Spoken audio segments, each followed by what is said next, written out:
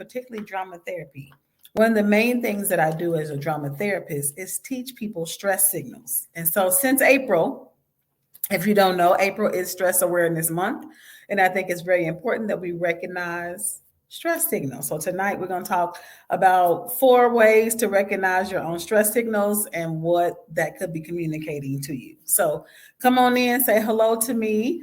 Let me know that you're here. I always love to be able to have feedback from all of you. You come in the room. So come on in the room. Come on in the room. All that. I was singing last time talking about creative arts. So just kind of still working with me. This song that's coming to me is Stop in the Name of Love. Before you break my heart, think it over. I want you to remember that song for tonight because we're going to talk about just doing that. So how many, when you think about right now, so take a moment to consider wherever you are, whether you're driving or you're, kind of scrolling through and just happen to stop on this video. I want you to just take a note of yourself right now. Do you have a headache? Is your shoulders stressed? Could you kind of roll them a little bit? Are your eyes heavy? Do you feel like they're kind of tired looking at the screen? Is your back hurting? I hear people say to me a lot that my back is always hurting. Like that's a stress signal, a huge stress signal. And it's one that I have had in my life that I've ignored. And I absolutely should not have. You kind of think, I just keep on pushing, keep on moving through. You ever had that response where you feel it, it's happening, and I know that I'll do it later. I know that I need to whatever, fill in the blank, and I'll do it later. So tonight we're going to learn how to not just wait to do it later, how to recognize them now, respond now, and actually see the benefits of doing just that. Because your system is not giving you signals for you to do it later or to ignore them and do it later. Like right now, do you have to go to the bathroom? And, for those, of course, most people that are watching this hopefully are potty trained. But if you know that, how many times with that saying, okay, yes, I have to go to the bathroom, the restroom, how many times do you tell yourself, I'll wait till after this movie? I'll wait to the commercial. I'll wait till after I beat this level if you're playing a video game. We wait on signals that are absolutely detrimental to our health to answer them. It's absolutely important that we're not holding those types of things in. So with regards to being a addiction counselor, one of the things that I learned in some of my trainings was really helpful. And I think it's helpful to recognize stress and these 4 stressors. So paying attention to these 4 stressors. So when I say pay attention, it's going to be that stop. We used to do that when you were, in the name of love, before you break my heart, think it over. I don't remember what the name of the dances were, but you know what I'm talking about. So these 4 are the simple. The first one, the statement or the acronym that we're going to go over is called HALT, which is why I said stop. Because HALT, when you think of HALT, it means pause, stop. When somebody say HALT, which some people don't usually say that word, but that's what we think of, it means to stop, to pause. So the letters HALT is what is going to hopefully help you check in to recognize stressors, because April is Stress Awareness Month. And I can't tell you how many people I've worked with, and even myself, will ignore stress signals at times. And it's like, this is an obvious stress signal. Your eyes are absolutely burning while you're looking at the screen. Like it's burning, saying, okay, put it down or look away. Stop looking at this light. Turn the light off because it's hurting. And we will continue to ignore that signal. We will continue to push as if we don't feel it. We don't, it's not happening. And that is absolutely damaging to your system. It's communicating a need to you. And we have been programmed to practice this pattern of ignoring. the signals. So again, I want to just give you these four and let you be on your way, because I don't want to overshadow. I want you to absolutely hear what these HALT stands for. So come on in, invite somebody else. If you know someone that is struggling to recognize their own stress signals, it is absolutely important that you share this video, that you like, subscribe, so that you don't continue to miss other stress related helpers that we're going to give throughout this month of April and all throughout our episodes that we talk about on Drama is Life. Because, of course, our purpose is to decrease the stigma, decrease the stress that's going on, so we can increase that mental health stability and soundness. So, H, start with number one. Hungry. Right now, just kind of check in where you are. If you're driving while you're listening to this podcast, if you are, moving around, are you hungry? When is the last time you ate some food? Not junk, not snacked on a cookie, not drank just a sip of coffee, because we're good at we're hungry and then we'll go grab a cup of coffee. When hungry, checking into that. Of course, the first thing that we came into the world and recognized, our system knew I need to eat, because eating is vital to my life. Eating food is vital to your survival. Yet, how many times have you ignored the stomach growling or the feeling of like, I'm hungry, and your stomach absolutely, your bowels absolutely react. And sometimes, for those of us who may wait a little too long to recognize this signal or to give it its attention that it's asking for, it will start talking back to you. How many times have you had to, and even just think about it in this last week, apologized for the sound your stomachs are making? Like it's growling at you. Literally, it's growling. I'm hungry, Theresa. Put something in me. Give me some nutrients. Give me some food, so that I can continue to sustain your life. And so it's saying this: I'm important, and I'll do it later. Got to beat this level. I gotta no.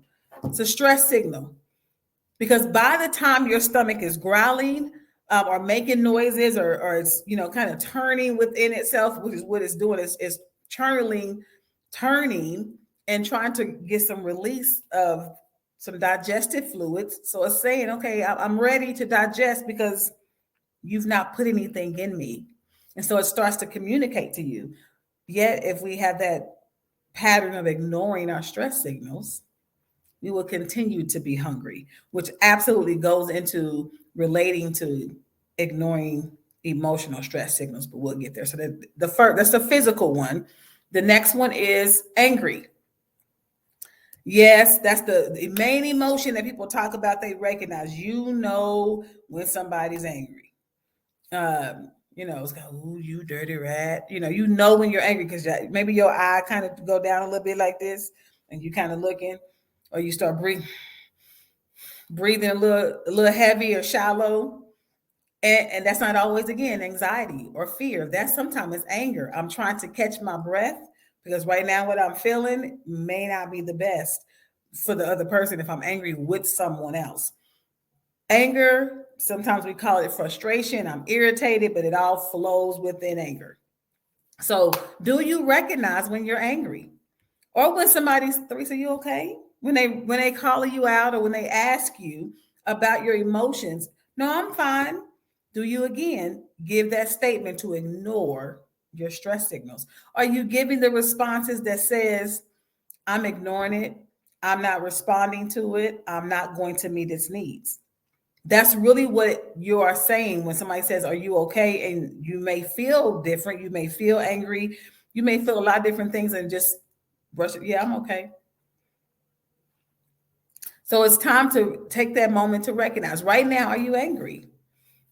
Are you angry with someone, something, about someone, or about something? It's important to recognize that. And so when you put, of course, the H and the A together, they call it hangry, right? And I don't care who you are. I have not met one person who does not emotionally show when they're hungry, or when they're hangry. Now that that's the statement that people talk about.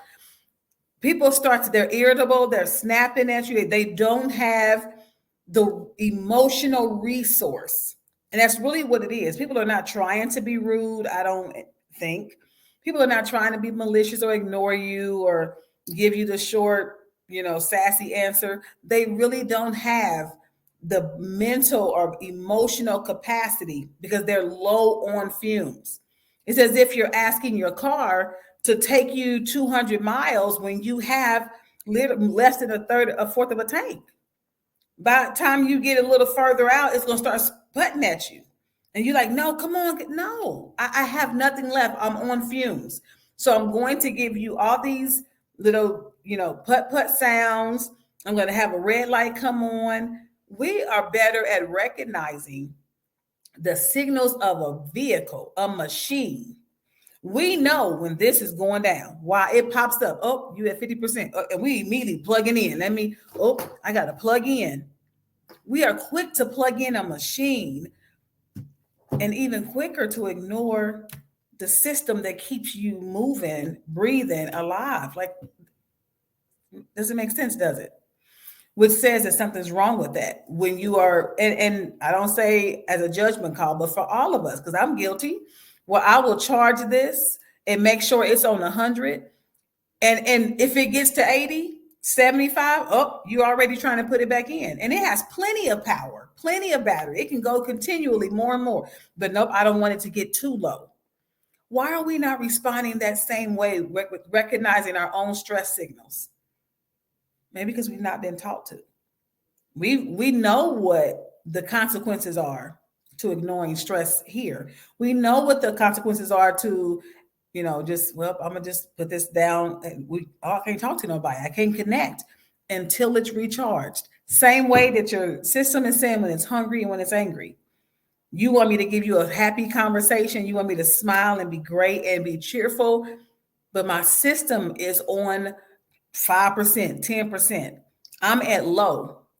And I will say this, using this as an example, there are certain videos, there are certain apps that you won't open when you know you're low. Because it takes a lot of power to do certain things. Some games take more, what they call data, takes more power from your phone. So you know that when you get down to 10% or less, you only have enough power to do the basic function that the phone is supposed to do, which is make a phone call and talk to people. Think about how that relates to your emotional and physical stressors. I only have the basics. Right now, my body is focusing on keeping me alive. If I'm hungry, if I'm angry, because then it's on survival mode. So you may get just a quick response and you think I'm being rude or mean. I'm not. I'm low. I'm low on power. I'm low on fumes, and it's time to recharge. The next one, number 3, lonely. So the second emotional check-in. Are you lonely? Sometimes we say bored. I need to do something. My brain, idle. People say that statement that the idle mind is a devil's playground or devil's workshop. I believe that an idle mind can absolutely be a breeding ground for danger, but a restful mind is healthy. Lonely, the stress signal of lonely generally comes in where it gives you that thought of, I ain't talked to so-and-so in a while. Check in. I feel lonely. Or I'm sitting here like, oh man, ain't nobody called, or I'm not doing much of anything. I'm bored. That means that there may be some connection that I'm looking for socially. And I don't mean just necessarily with friends. Excuse me, that can be with that's with any human being. We are social beings. And so we're always looking for connection. It's not healthy when we starve ourselves of human connection. It's not healthy when we don't have that balance.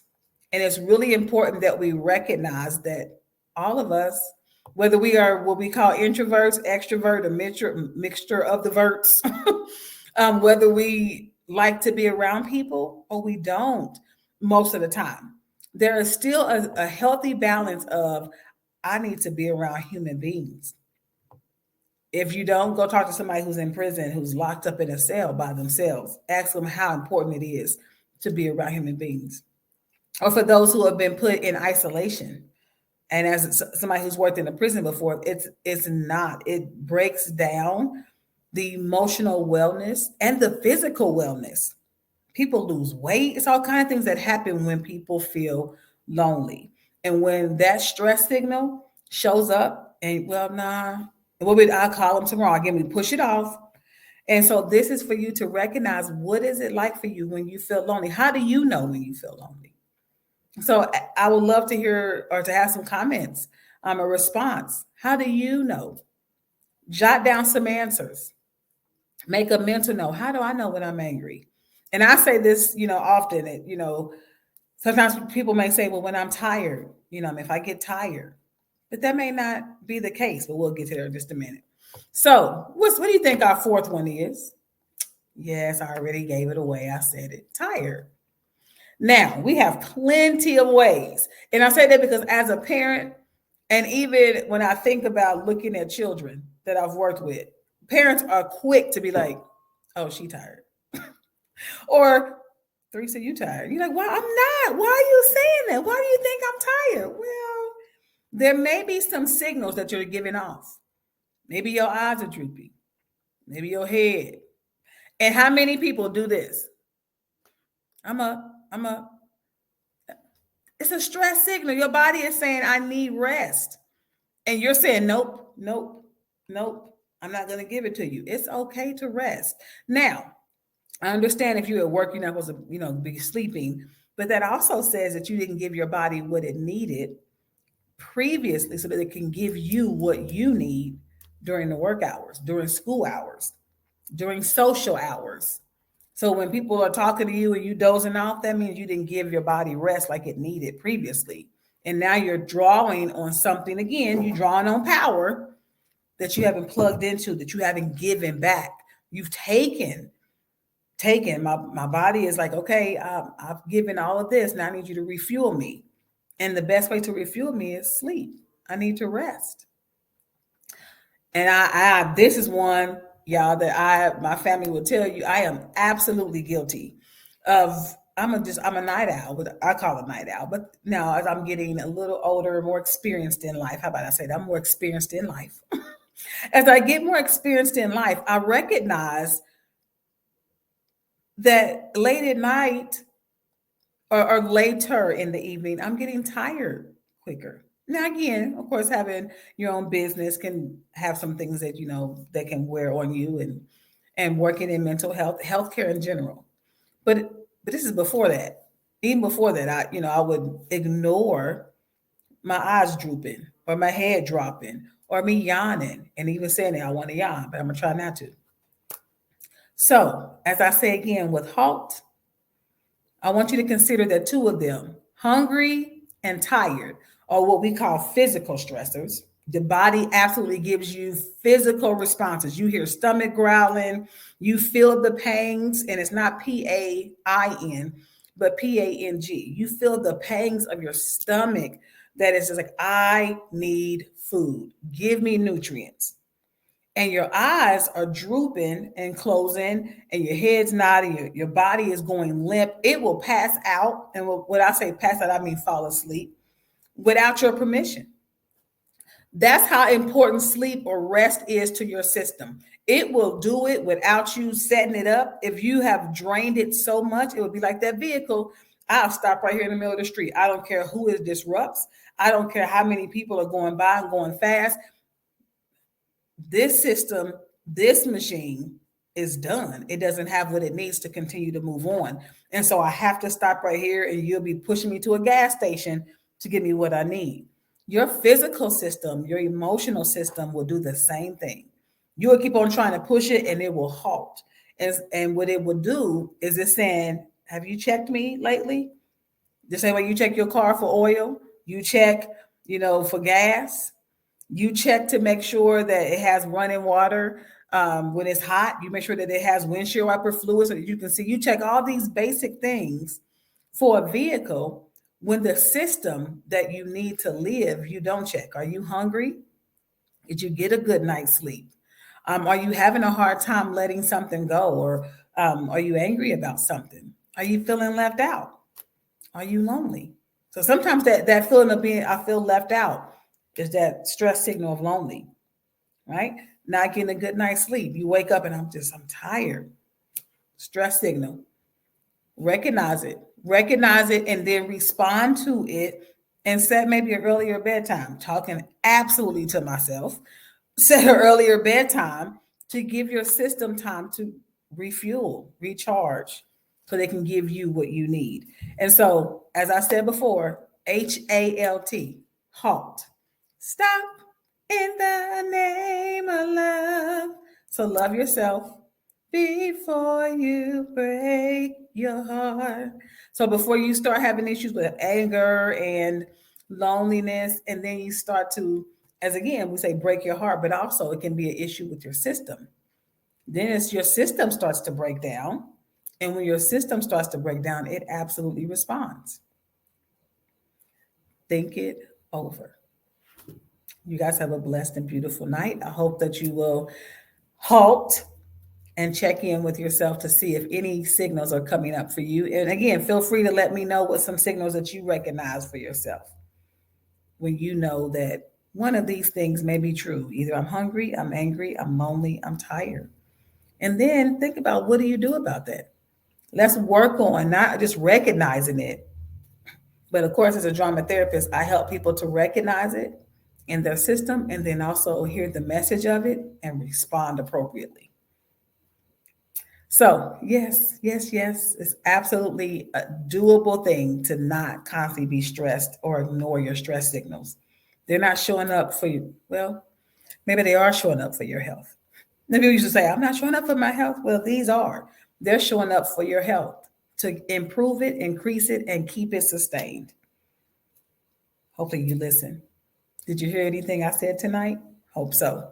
Hope that you will come back and listen again next time on another episode of Drama is Life, where we will continue to teach you how to improve mental and social health and decrease the stigma of asking for help. Have a great week, you all. Bye bye. Stop in the name of